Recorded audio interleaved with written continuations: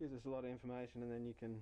My name's Professor Paul McDonald. I'm the head of the Animal Behaviour and Ecology Lab here at the University of New England, and we research animals in a number of different ways, looking at their ecology and how they operate within their environment, right down to their behaviour. So that's really trying to understand why animals do what they do and what the benefits and costs of those behaviours are.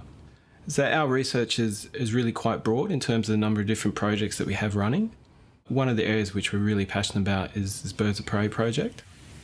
So the core aim of this project is to understand how the populations of the birds in the region are tracking. And by that I mean whether they're going up or down or stable.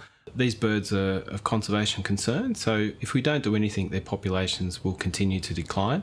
So we're interested in monitoring that and seeing how well they're performing and understanding the pressures that might be impacting their productivity. So whether that's loss of nest trees or climate change, for example, prey availability, there's a whole range of things that might be underway. So by understanding what's happening at each nest, we can get an idea of how that whole population is tracking and then inform landowners and land managers about the types of things that might be available to turn that around.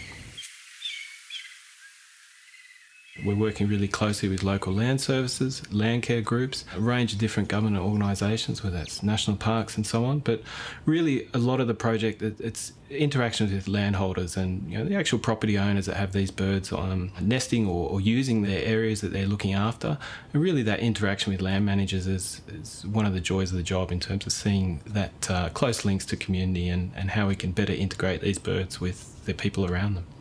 What we're looking for here in landowners in terms of that skills is really an attention to detail and understanding or just noticing what's happening in their environment. So it might just be noticing a bird carrying a stick in the environment or something like that, and that's a good clue that maybe there's some nesting underway or something's happening, so which we can then follow up.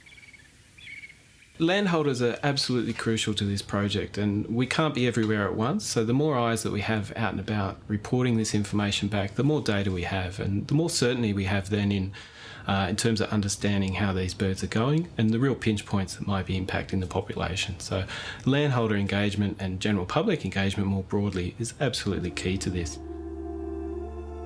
Photography is a great hobby of mine. I've been fortunate enough to travel to quite a number of places around the world and just really wanted to take photos of that as we went, and it's something that's grown from that, and it's a real pleasure to be able to capture these birds up close, and that's why I do it. I love it.